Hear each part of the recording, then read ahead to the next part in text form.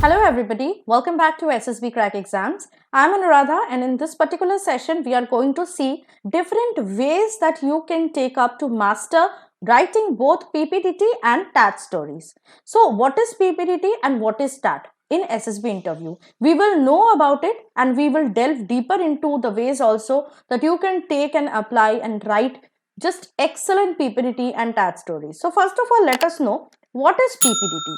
Now PPDT, which is the having the full form of picture perception and description test, this is a part of the screening test of SSB interview. So once in screening test, you need to take OIR test, which is Officer Intelligence Rating Test. So once you have completed taking the OIR test, you will be shown a blurred picture and you will be asked to write a short story based on your observation and perception of the picture. Now the picture will be shown on a screen and you can see the screen here. It will be shown on a screen for 30 seconds and then 4 minutes will be given to you to write a story on that particular picture.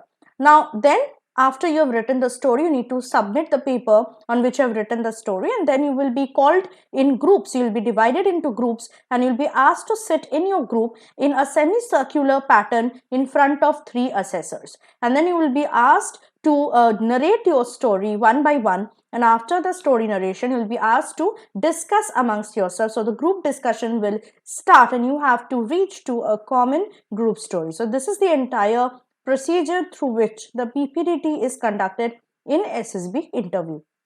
Now coming to TAT, the full form of TAT is Thematic Apperception Test and it is one of the 4 psychological tests which is conducted in the stage 2 of the SSB interview procedure. Now what happens here is that again, just like in PPDT, in TAT also on the screen you will be shown pictures, but the difference is that in PPDT 1 picture will be shown to you. In TAT 11 pictures and 1 blank slide will be shown to you and you have to write a story for each of these 11 pictures and the blank slide. So in total you have to write 12 stories. Okay. Now each picture will be shown on the screen for 30 seconds.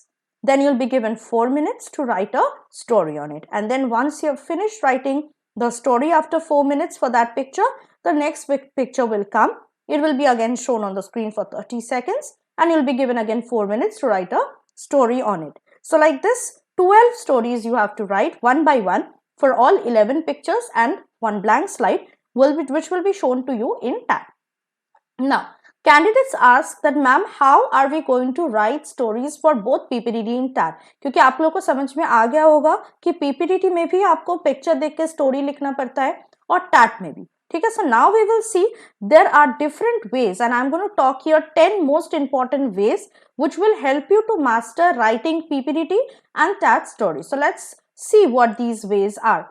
So first of all, you have to assume the character which will define your personality the most. So the character, you have to understand that the main character, no matter where you are writing in PPDT or in TAT in stories, okay, the main character is you. So your main character should also have the same personality, the same qualities that you have. So make the hero of your story empowered. Give him or her power, okay, to do something, to achieve something, to participate in different actions of the story. Next is analyze the picture. This is very important. Most of the candidates miss this particular part. They just see the picture. They don't wait for 30 seconds to see the picture and observe all the minute details in it. What they do is that they hurry up, they rush and write a story. Okay. Now this is a big no-no. The first thing that you need to do is fully spend 30 seconds to observe the picture, analyze the picture. Now, if it is a normal picture, do not create any unnecessary problem in your story. तो ऐसे बहुत बार हमने देखा है कि TET या PPDT के picture में कोई भी नेगेटिव सिचुएशन मेंशन नहीं किया गया है, नहीं दिखाया गया है, लेकिन फिर भी कैंडिडेट्स नेगेटिव चीज को ले आके अपने स्टोरीज में प्रॉब्लम क्रिएट कर रहे हैं. तो ये अगेन बहुत ही बड़ा नेगेटिव चीज है. You should not do that. It will show कि पॉजिटिव चीजों में भी आपको नेगेटिविटी दिखाई देती है, तो ये आपको बिल्कुल नहीं करना है. ठीक है. Now, as soon as the picture appears, mentally prepare yourself for it. and observe the picture very carefully and note in mind every detail of the picture. Observe the background very carefully. ये बहुत important चीज है कि background को आपको अच्छे से observe करना है, ठीक है, क्योंकि अगर आप बैकग्राउंड को ऑब्जर्व नहीं करोगे, आपका स्टोरी का जो मेन वेन्यू है, मतलब कहाँ आपका स्टोरी जो है, जो घटना, जो सिचुएशन आपने यूज किया है स्टोरी पे, वो कहाँ घट रहा है, वो आपको समझ नहीं आएगा और स्टोरी आपका बिल्कुल ही अलग चला जाएगा फ्रॉम द पिक्चर शोन. तो जहां पे आपको जो पिक्चर आपको दिखाया जा रहा है उसके पीछे का बैकग्राउंड समझने की कोशिश कीजिएगा. ओके, चलते हैं नेक्स्ट वेज पे. तो you have to prepare the outline of the story, ठीक है, स्टोरी का आउटलाइन आपको प्रिपेयर कर लेना है और उसके बाद ही आपको लिखना है, क्योंकि बहुत कैंडिडेट्स क्या करते हैं, they think and they right at the same time, तो उसमें गलती हो जाने की चांसेस ज्यादा है. और जब तक वो ये रियलाइज करते हैं कि नहीं स्टोरी को और बेटर तरीके से हम लोग लिख सकते थे, तब तक ऑलरेडी 4 minutes आर गॉन. तो don't commit that mistake. First, whenever you will be given time to observe the picture, observe it for the full 30 seconds, and in the same way, you should also start thinking the outline of the story. तो कैसे आपको outline सोचना है? First of all, you have to think what led to the situation. ये जो आप situation देख पा रहे हो पिक्चर में, वो हुआ कैसे? तो बैकग्राउंड यानी पास्ट के बारे में आपको एक छोटा सा आउटलाइन सोच लेना है. What is the present situation? हो क्या रहा है स्टोरी में, ठीक है, उस पे आपको लिखना है, ठीक है, and how to solve the problem, और उसके बाद प्रॉब्लम को कैसे सॉल्व करना. यहाँ पे अगेन प्रॉब्लम का मतलब कैंडिडेट समझते हमेशा नेगेटिव चीज है, ऐसा नहीं है. प्रॉब्लम यहाँ पे एक्चुअली हम लोग मीन करते हैं टारगेट को. यानी मान लीजिए कि आपका मेन कैरेक्टर का मेन टारगेट है किसी के लिए बर्थडे पार्टी ऑर्गेनाइज करना, या अपने कॉलेज या स्कूल में फेयरवेल या फ्रेशर्स पार्टी ऑर्गेनाइज करना, तो ये उसके लिए प्रॉब्लम है. तो प्रॉब्लम का मतलब हमेशा नेगेटिव चीजें नहीं होती है. Actually problem can be also talked about as goal. तो आपको ये सोच लेना है कि आपके स्टोरी का गोल क्या होगा, ठीक है, बैकग्राउंड क्या होगा, कैसे आपको लग रही है सिचुएशन हुआ और क्यों हुआ, ठीक है, सिचुएशन में, प्रेजेंट सिचुएशन में क्या क्या हो रही है, और उसका आउटकम यानी फ्यूचर कॉन्सिक्वेंसेस, रिजल्ट क्या होने वाला है, ठीक है. उसके बाद आपको ये आउटलाइन सोच लेने के बाद ही स्टोरी को लॉजिकली और सीक्वेंशियल ऑर्डर में लिखना है. ऐसा ना हो कि पहले आपने प्रेजेंट लिख लिया और फिर लास्ट में पास्ट लिख रहे, ऐसा नहीं है. पहले पास्ट यानी बैकग्राउंड लिखना है, उसके बाद प्रेजेंट सिचुएशन लिखना है स्टोरी का, उसके बाद आपको आउटकम यानी कॉन्सिक्वेंसेस लिखना है स्टोरी के. कीप योर स्टोरी कॉम्पैक्ट, बहुत ज्यादा एक्सप्लेन या इलैबोरेट करने की जरूरत नहीं है.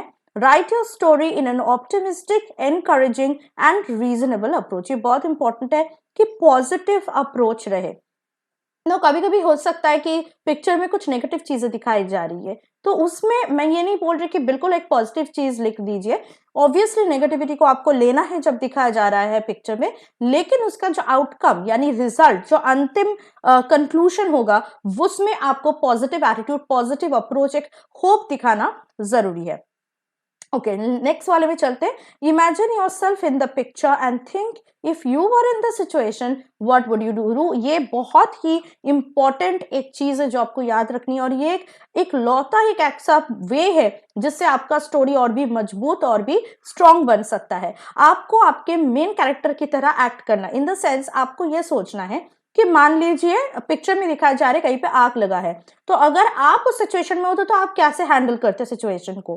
तो अपने आप को सिचुएशन में रख के आपको सोचना है कि क्या क्या चीजें आप करते. इससे क्या होगा, आपका स्टोरी भी रियलिस्टिक होगा और आपको बिल्कुल कोई भी दिक्कत नहीं होगी ये सोचने में कि किस तरह आपने उस सिचुएशन को हैंडल किया या कर सकते थे. Now this will help you to justify the actions of your hero. ठीक है, तो इसी कारण से, इसी वे में आप अपने मेन कैरेक्टर के एक्शंस भी जस्टिफाई कर पाएंगे.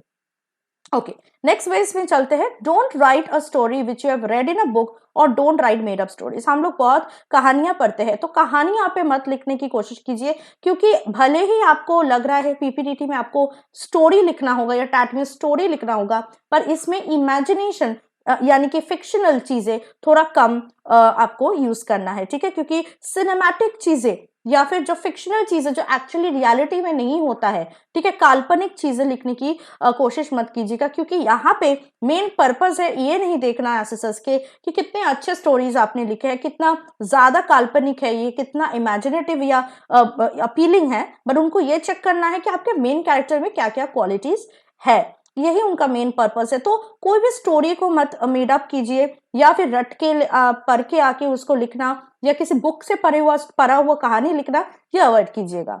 Right the actual thoughts which are coming in your mind in the actual test. आप सिचुएशन को एक्चुअली में लीजिए, रियलिटी में लीजिए और उस तरह आपको स्टोरी लिखना पड़ेगा, ठीक है। Practice your writing every day. अब हो सकता है बहुत कैंडिडेट्स को राइटिंग का बिल्कुल भी हैबिट नहीं हो, उनको पता ही नहीं है कि स्टोरी कैसे लिखना है, तो उनके लिए मैं बोलना चाहूंगी कि प्रैक्टिस बहुत इंपॉर्टेंट है। प्रैक्टिस हर रोज आपको प्रैक्टिस करना है। Think of any picture or observe any situation in your real life and frame a story around it. तो not necessarily हमेशा आपको नेट पे सर्च करके या कहीं पे भी आपको कोई भी पिक्चर मिले उस पे भी आप स्टोरी लिख सकते हैं। जरूरी नहीं है कि हमेशा वो पीपीटी या टैट के रिलेटेड स्टोरीज ही हो। आप कोई भी पिक्चर उठा के उस पे कोई भी स्टोरी लिखने का प्रैक्टिस कर सकते हैं। For TAT, prepare a story for the last picture beforehand because it will be easier for you in the SSB, which will save time and restrict any new thoughts for the story.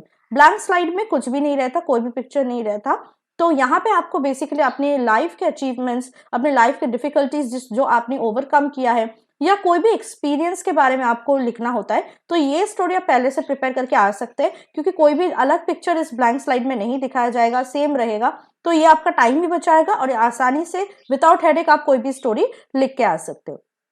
अच्छा, next page में चलते हैं। Always remember to have a positive outcome in your story. जैसे मैंने कहा कि story के conclusion, अंतिम जो आप लिखोगे कि आउटकम क्या हुआ, रिजल्ट क्या हुआ या आगे चल के क्या होगा, वो हमेशा पॉजिटिव रहना चाहिए। उसमें डेथ या नेगेटिविटी मत दिखाइएगा। A simple sense of satisfaction or acknowledgement by others would do enough to end the story. ठीक है, बहुत ज्यादा रिवॉर्ड देने की जरूरत नहीं है मेन कैरेक्टर को, क्योंकि बहुत ही नेगेटिव हो जाती है।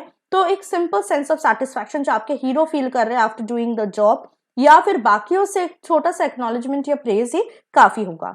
Practice writing your stories in advance. That will open the notes of creativity and imagination of your mind. This will also increase the speed of your writing. Observe any story from a newspaper, movie, magazine. तो ऐसे आप बहुत सारे pictures ले सकते हैं, stories लिख सकते हैं, और या फिर आपके जो आइडियाज है वहां से भी आपका आइडियाज इंस्पायर्ड हो सकती है। बट आइडियाज को आप रेफर कर सकते हैं, ले सकते हैं, बट कोई भी स्टोरी कहीं से रट के मत जाइएगा।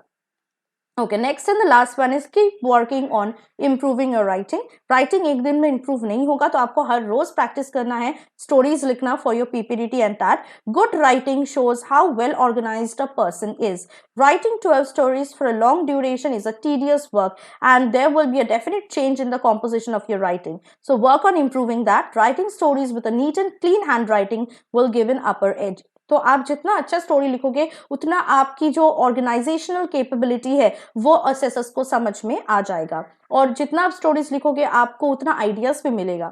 और एक चीज है कि जब भी आप स्टोरीज लिख रहे हैं, वो चाहे पीपीटी के लिए हो या टैट के लिए, आपका हैंडराइटिंग जो बिल्कुल नीट और क्लीन रहना चाहिए। कोई भी कटिंग्स मत कीजिएगा, that will show that you are confused और you are not sure what to do. तो आपका हैंडराइटिंग बिल्कुल लेजिबल होना चाहिए ताकि असेसर्स को पढ़ के समझ में आ जाए। तो अगर again you are having a very bad handwriting, I would suggest you to practise handwriting and writing stories every day within a short period of 4 minutes। Okay, तो आई होप कि आपको जो जो मैंने यहाँ पे वेज बताया, ये वेज आप अप्लाई करोगे और अपने पीपीटी और टैट के स्टोरीज हर रोज प्रैक्टिस करोगे, आपको definitely with in 2 to 3 weeks improvement नजर जरूर आएगा। और सेम चीज अगर आप SSB में जाके भी कर रहे हैं, that will be a really excellent thing to do. So I hope that this session was quite useful to you. बाकी अगर आपको और कुछ सीखना है तो हमारे SSB इंटरव्यू के रिलेटेड आपको कोर्स हमारे ऐप के थ्रू मिल जाएगा। तो एसएसबी क्रैक एग्जाम्स के ऐप को डाउनलोड कर लीजिए और उसमें आपको एसएसबी इंटरव्यू ऑनलाइन कोर्स मिलेगा। उसमें अगर आप सब्सक्राइब कर रहे हो तो आपको सारी एसएसबी इंटरव्यू के प्रोसेसेस के बारे में लेक्चर्स, पीडीएफ स्टडी मटेरियल्स से लेके प्रैक्टिस सेट्स भी मिल जाएंगे। और हमारे क्लासेस भी हर रोज चलती है और हर मंथ हमारी नई बैचेस होती है। तो इन बैचेस में अगर आप ज्वाइन करते हो तो लाइव हमारे ट्यूटर्स आपको सिखा देंगे कि एसएसबी इंटरव्यू के हर एक प्रोसेस को अप्रोच कैसे करना है। और इसके अलावा अगर आप पूरे ईयर एसएसबी जा रहे हो तो उसके लिए भी हमने 1 ईयर का फुल एक्सेस दिया है इस कोर्स को, जो आप ले सकते हो 1 साल के लिए। और हर बार आप अपने आप को अपडेट कर सकते हो, प्रैक्टिस कर सकते हो एसएसबी के डिफरेंट चीजें, और हमारे रेगुलर लाइव क्लासेस भी ज्वाइन कर सकते हो और अपने आप को इम्प्रूव कर सकते हो। इसके अलावा भी अगर आप कोई भी रिटन डिफेंस एग्जाम्स देना चाहते हो तो हमारे पास उनके लिए भी कोर्सेस अवेलेबल है। सारे कोर्सेस आपको हमारे ऐप के थ्रू मिल जाएगा। And whenever you are subscribing to any course, please make sure कि आप ये कोड warrior10 यूज कर रहे हैं, जिससे आपको 10% डिस्काउंट मिलेगा हर एक कोर्स में। तो I hope the session was quite useful to you guys. Please apply this things that you are learning from each of this session. मैं आपसे बाद में मुलाकात करूंगी with a different session all together for your coming SSB interview. Till then, stay tuned with SSB Crack Exams and always stay positive and motivated. जय हिंद। अगर आप एक डिफेंस एस्पिरेंट हैं और SSB interview, NDA, CDS, FCAT जैसे exams के लिए prepare कर रहे हैं तो आप SSB क्रैक एग्जाम्स के कोर्स को चेक करना ना भूलें। आप हमारी लर्निंग एप्लीकेशन को Google Play Store से भी डाउनलोड कर सकते हैं।